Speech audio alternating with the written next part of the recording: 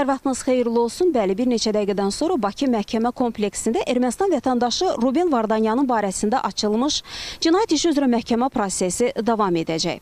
Hazırki mərhələdə məhkəmə istintaqında tərəflər sərbəst ifadə verir. İş üzrə keçən çoxsaylı sənədlər, subutlar, faktlar araşdırılır, tədqiq olunur. Ruben Vardanyan özü məhkəmədə sərbəst ifadə verməkdən imtina edir.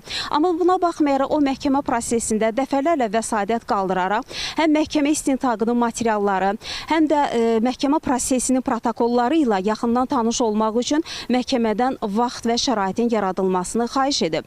Hər dəfə də onun qaldırdığı vəsadətlər təmin olunub və bunun üçün həm ona zaman tanınıb, həm də şərait yaradılıb. Hazırda zərər çəkmişlər ifadə verirlər məhkəmə prosesində.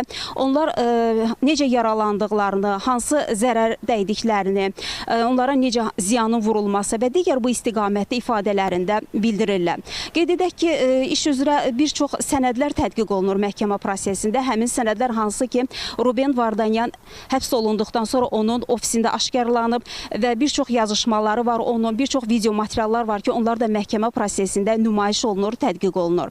Məhkəmə prosesi qeyd etdiyimiz kimi açıq keçirilir və Ruben Vardanyan həm məhkəmənin prosesində, həm də ondan əvvəl istintaq dövründə özünün seçdiyi vəkillə təmin olunub. Eyni zamanda prosesdə tərcüməçilər iştirak edir. Ruben Vardanyanın özünün istəyi ilə rus dilində onun üçün tərcüməçi ayrılıb. Biz mütəmadi olaraq məlumatlar çatdırırıq. Hələlik bizdən bu indiki vaxtda çatdıracaqlarımız bu qədər və növbəti buraxılışda daha detallı şəkildə proseslə bağlı məlumatlar verməyə çalışacağıq deyərək sözü yenidən mərkəzə, studiya ötürürük.